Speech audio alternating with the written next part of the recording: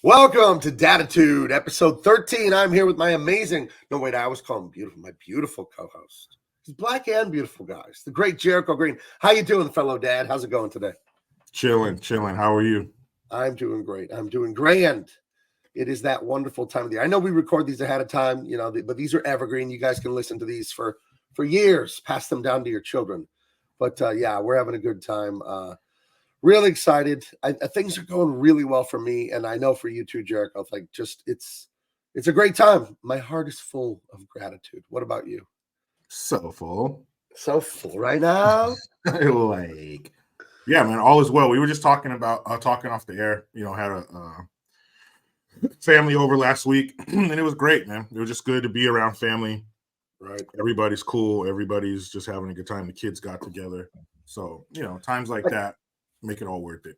Yeah, I want to talk, we talk about problems and how we address them as fathers and some of the negative issues, but we always try and put a positive spin like, well, here's what you can do. We're going to talk about funny stuff today, but speaking of family and all the togetherness, you grew up around, that's not a word. You grew up around a lot of Mexicans, and I'm half Mexican. My wife is full-on Mexican. And they had a tamalada last week. Do you know what that is? No, I've never heard of that before. It's I don't know if it's a real word, but it's when a bunch of Mexican women and sisters and tias and grandmas, they all get together and make hundreds and hundreds of tamales for the afternoon. Oh, I know about that. I didn't know that was the name for it. But yeah, I've actually called friends of mine around this time of year, and they were like, I got to make tamales with my mom. Right. It's serious business. Yeah. Now, here's how spoiled I was. I didn't know that was a holiday thing. It's the 29th of November today, recording this. I didn't know that was a holiday thing until 2008. That's how spoiled my Mexican grandma had me. We had tamales year round, which if you ask Mexicans, that's unheard of because they're heavy labor intensive to make these things. We had them year round growing up. I didn't know it was a holiday thing. So I looked down my nose at those people who had to wait all year for tamales, as I would eat them constantly. Peasants. So, but there's a Mexican in Spanish. I forget how to say it, but it translates in English like "you really threw yourself," like when you do a good job. And my wife really threw herself. She makes amazing tamales. Chuck roast is a really good piece of meat when you braise it. It's a tough piece of meat, but if you braise it, it's delicious. So she braised one of those down and chopped it all up with the guajillo chili and all that, and the chile de árbol. And then I tell her, you stuff these tamales with the amount of meat I would do for myself. Yeah. So mine are like overflowing, exploding with beef. And my mouth is watering thinking about this right now. So I'll probably have some right after the show. We've got a ton of them in the fridge. Anyway, it's tamale time. Yeah, that sounds great, man. When you cut something in half, on the foodie shows, they call it the cross section. You can see all the ingredients of the sandwich or the burrito or whatever you cut in half. Right. So if you cut a tamale in half and that masa is thicker than the filling, and if your woman made that for you, if you haven't married her yet, keep the ring. If you have married her, maybe consider serving her with papers because, no, it has to be more filling than masa. Right. Listen, the masa is delicious in its own right, but it is nothing more than a delivery system for juicy meat. That's what it is. Let's be honest. Are you pork, beef? What tamale kind of guy are you? I'm a beef guy. I love the beef tamales. Well, I'm not a huge fan of tamales. Like, if somebody makes them, they either need to be an old lady with bingo arms or Right. something close to it. But I definitely go beef. Okay. Where do you stand on the candy tamales, the sweet tamales? I hate them. They'll put raisins, they'll put pineapple. Ugh. I've had the only one I've had is with corn. So that was cool. Okay. But I think raisins, pineapple, I don't really There's see like it as a dessert ones dessert. people make. Oh, no, Strawberry. no. It sounds No, no, no. awful. Yeah. I can't do that. Sweet corn is as far as I go in the land of sweet tamales. Okay. There's only one thing about tamales you got to watch out for. If you eat enough tamales, you will end up looking like a tamale. Okay? That is true. So you got to watch. You are what you eat. But it's tough. This time of year, I think something psychologically happens where our food-related inhibitions they don't completely go away, but they're definitely diminished. You feel like an unfaithful woman describing having an affair. One thing led to another, and I ate an entire box of macaroons. But it's that time of the year, so we loosen up a little bit, and we welcome all those kinds of treats, and especially things like tamales that are only made this time of year. So I support it all. Yes, we will get through the holidays and not gain too much weight. That is the plan. Well, that's the plan. So funny stuff about being a dad. I was telling you off air. I asked you if I'd ever told you this story because I've told it plenty, but maybe I've never told it to you. Here's some of the adventures you can look forward to as a father. So my son was born in 99. So this is the year 2000. So it was like Father's Day of 2000. When is Father's Day? Like June or something like that? June 15th. So he would, at this point, in June of no one cares. I love how it's dads and grads. And the only reason that's a thing is because it rhymes. Yeah. Like, that's how stupid the average person is. If something rhymes, they're like, sounds true, checks out, It rhymes, I believe it. If the glove does not fit, you must. Dude, he's innocent. The blood and all that, but he rhymed. I'm convinced. He's like, well, on the one hand, his blood was everywhere. On the other hand, Johnny Cochran did make a sweet rhyme. It was tight. Yeah. Guess we got to let him go. I go with the rhyme every time. There you go. If you don't know, you got to let him go. Just constantly rhyming. So it's Father's Day 2000. Disney has released a new movie, Atlantis. And so at this point, my son would be a year and a half old. My daughter would be like 3.5 or something like that. We're going to go to the Texas Roadhouse or something like that, or the Longhorn Steakhouse for lunch, and then go to the Cinemark movie theater in Fort Collins, Colorado to go see Atlantis. We have our lunch. We do all that. Chicken fingers were raw in the middle. I remember we had to send them back. I was worried if my kids were going to throw up because they took a bite of these like fried on the outside, pink on the inside chicken strips. That pissed me off. Anyway, we're at the movie theater. Now, your kids are younger than mine, but you've had them when they were, 1, 2, 3 years old. Yeah. And you give them a tiny little piece of gum, maybe, when they're a little kid, but you would never give them a full-on piece of gum. You don't want them to choke on this. In the middle of the movie, I take my 1.5-year-old son to the urinal, and he's so short that, I would pick him up, arm across the chest, arm across the knees, and let him pee in the urinal. You know what I mean? Mm-hmm. So we do that. We wash our hands. We go back to watch Disney's Atlantis. And all of a sudden, I can smell the strongest smell of watermelon, like candy. And I look at my 1.5-year-old son. He's just all. And I'm like, I stick my finger in his mouth. I pull the bubble gum out, and I don't want to throw it on. I throw it in my mouth. I just chew it. I turn to my wife and said, "Why are you giving him gum? You trying to choke him?" And she looks at me like all confused. She's all, "I didn't give him any gum." So I promptly ended up spitting it out onto the floor of the theater. Now it goes on the floor. Now, I never caught anything. I didn't get sick. Didn't get any bumps. But I don't know if that gum came from that urinal. Did it come from the seat he was sitting in? I don't know. It doesn't matter. And I suppose I'll never know. But these are some of the joys of being a father. So how do you rate that on a scale of 1 to? That's definitely that's disgusting. And like I mentioned before, if that did one of two things, you were either going to get something and die, right, or it was going to be like one of those superhero movies where the camera's like inside their body and their DNA is encased in this, chemical or something. that made you stronger. Like, I don't know what you're impervious to now, whether it be I bullets. did grow 6 inches the next day, and I can see through walls. I've never told anyone that. I can see through walls at will, though.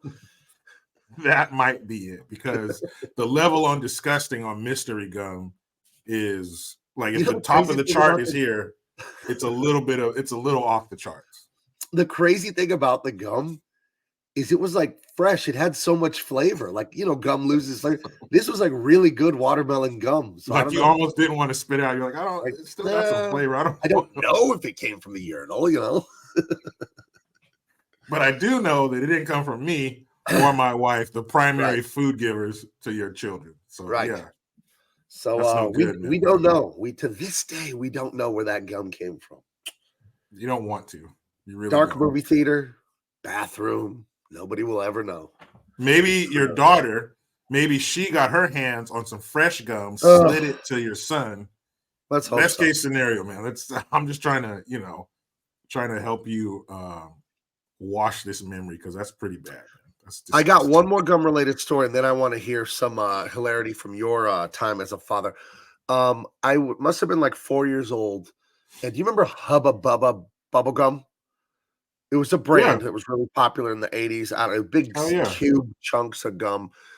I remember seeing even the lettering, the Hubba Bubba was like, chunky, like, bubbly letters. Yeah, I remember. I remember watermelon was one of my favorite flavors as a little kid, and I loved grape. We saw a commercial for grape Hubba Bubba on TV when I was like 4, me and my brother. And then we just so happened to have to go with my dad to the college bookstore. He was buying some books. He was like going to graduate school or whatever, I think. And we saw the Hubba Bubba at the checkout when he was buying his books for chemistry or whatever the hell he was taking. And we said, Dad, can we have this gum? We saw it on TV. And he's like, no way. We're home a half hour later. Guess what my brother pulls out of his pocket a half hour later in the front yard? A big old pack of grape Hubba Bubba. So we just start chewing it and blowing these big purple bubbles in the front yard. And my dad sees us. He has these big windows there in the house. He's got some ranch land out in Colorado where we grew up in this house. He comes out there. You stole this gum? Grabs us, pulls us aside, makes us put on our church suits and ties. Damn. And says that we're taking this back. He was so disgusted. He's old school. He's like a Muslim from Libya. Like, you know what I mean? They cut your hand off if you steal something. Yeah. I'm crying. We're in the car. I'm wearing a suit. My hair's freshly combed now.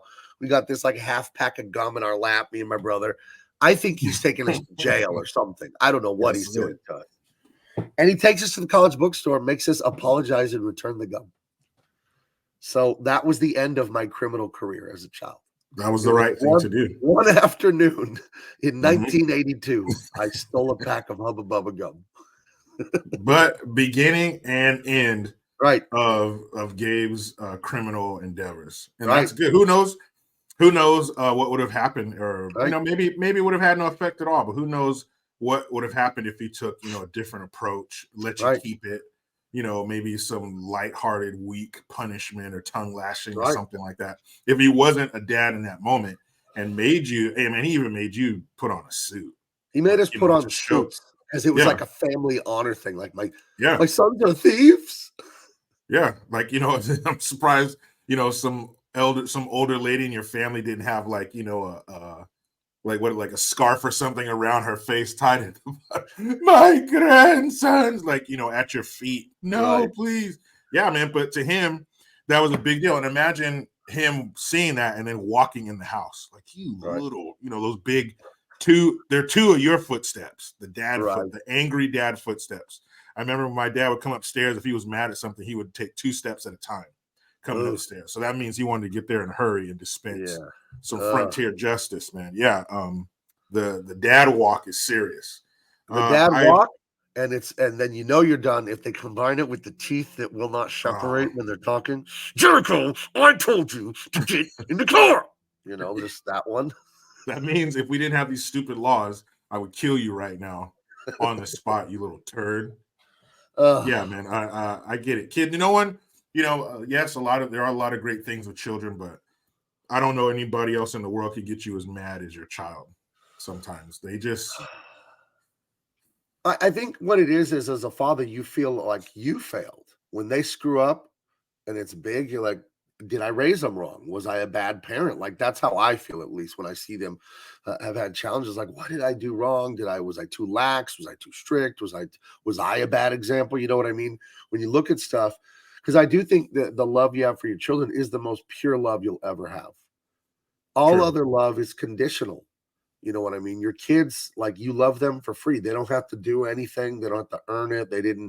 There wasn't a point where you didn't love them and you fell in love with them. You know what I mean? Like, it's pure love. And when they can't cheat on you. Like, they can't go and get like another dad. Cause that's a real thing for couples. Right. It happens, but your kids can't do that to you. They can't. You drive by your son playing catch with the dad across the street in the middle of the day. It's like, Dad, what are you doing here? And he has his baseball. It's not what it looks like. Not what it looks like. He's grabbing the gloves, running away from the park.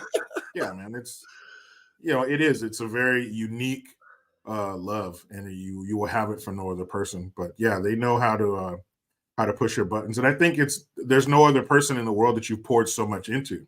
Right. And when you're a parent, we've talked about this on the show, where you'll lay in bed at night sometimes and go over some situations with your kids that day. I should have done this differently. Maybe I was a little too harsh. I've done that, especially when it comes to discipline. You're right. Was I too much? Because you definitely need mom there sometimes to, hey, just like that was, chill out or whatever. So yeah, you definitely have that. But when you're in those parenting moments, it's all consuming.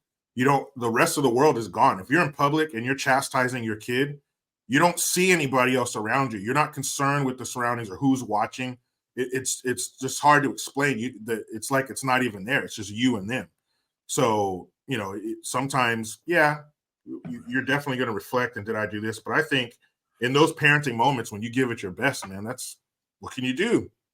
I'm doing the best I have with my tools. There's no manual. There's no book. No one's come back to say, oh, man, this is how you do it. We're all winging it. So all you have and to lean on is your childhood, and hopefully we're able to maybe pick, I didn't like how they did that. Maybe I'll do this differently. So you try to change some things, but all you have to pull from is your experience. And I think the fact that a dad would ask himself those questions means he was a good dad. Because if you're not concerned with that, you're not thinking, what did I do?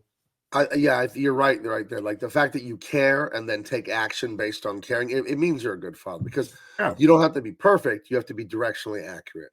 And I'd say for yourself and others, don't judge yourself or others by your mistakes. Judge yourself by your reaction to mistakes. Everyone will make mistakes. Of course, all parents have their problems that they screw up parenting. But how do I react to it? Do I learn? Am I honest with myself? Stuff like that. So, do you have any little stories of maybe some bathroom gum or anything like that? What do you got from your past in fatherhood, or even being a child? Anything wacky like that? With my kids, nothing yet. My daughter, she's pretty much foo-foo, girly girl. So she never put herself in any really gross situations. My son, although I think he's capable, nothing comes to mind. He does. Instead of special needs, he says special effects. So that's pretty funny. But wait, he says that like a kid in a wheelchair says special effects? Like, yeah, he has special effects. It's hilarious. I don't correct him. Oh my goodness! But he's a little guy, so he doesn't. Yeah, he's only like 7. So I think his prime gross time is right around the corner. Oh yeah, but booger time is coming. Booger season is on its way.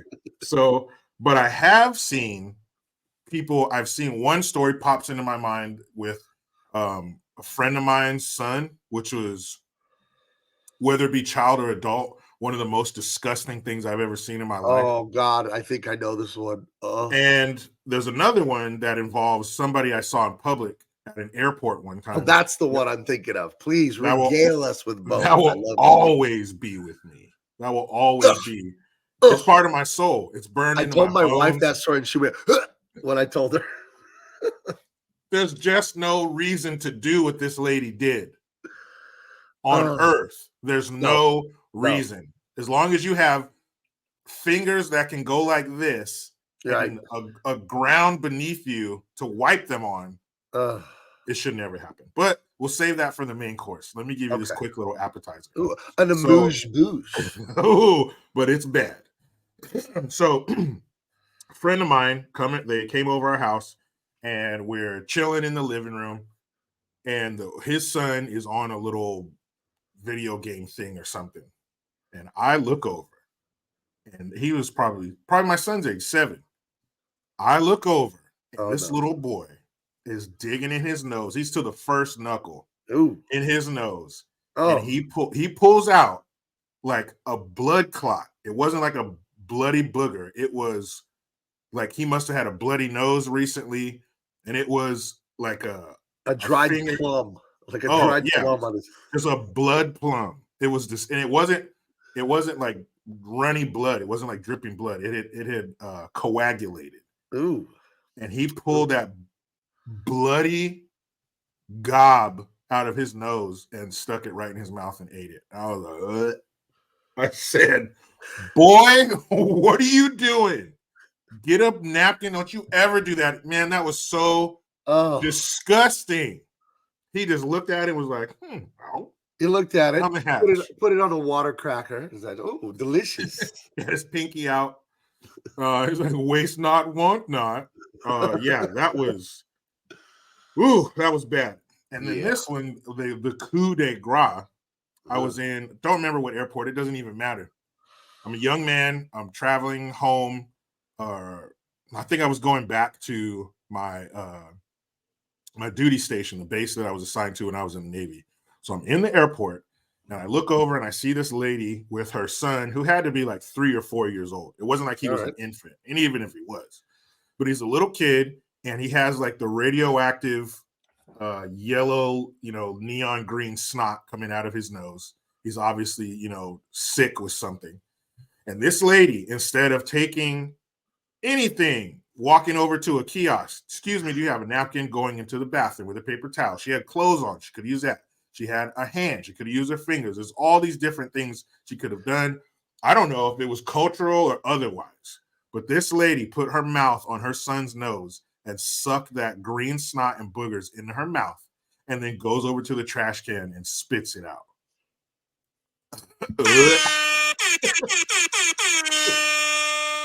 What the fuck did that lady do that for?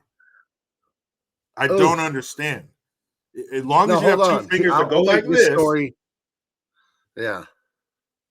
I'll make this so much worse for you, because this is already one of the grossest things I've ever heard in my life. Same here. But here's how I can make this so much worse for you, Jericho. You ready? This is what this woman did in public. Ugh.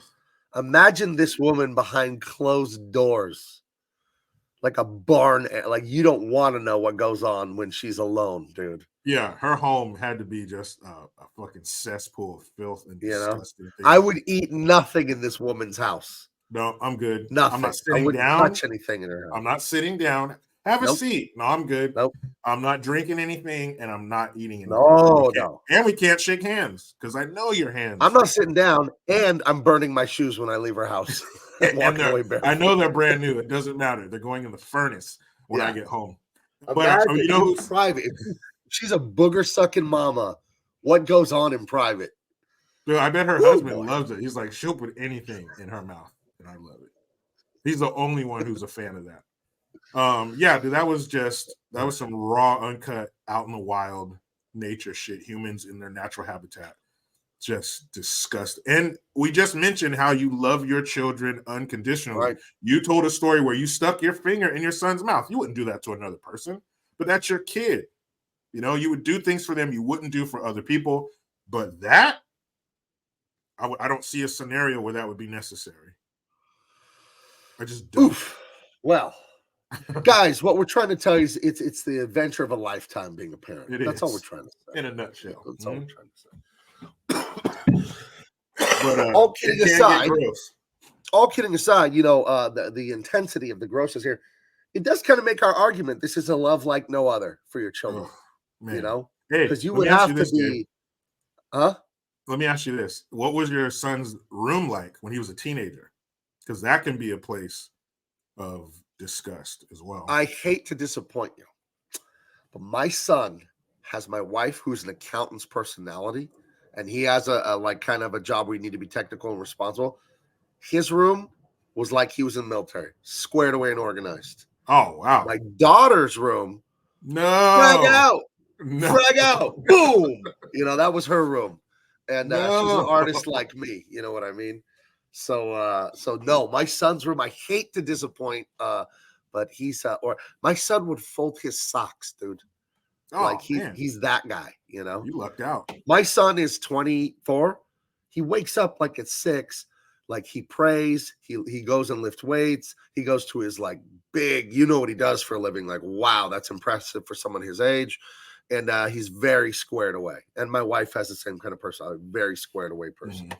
So, and that's cool how you in some actually I would say in all cases you can see a direct connection to parents and their kids. Like you said, she got you, the artist part of you, and he got his mom, the meticulous accountant, and that's so cool to see those differences and see what personality, what part of your personality they got from you.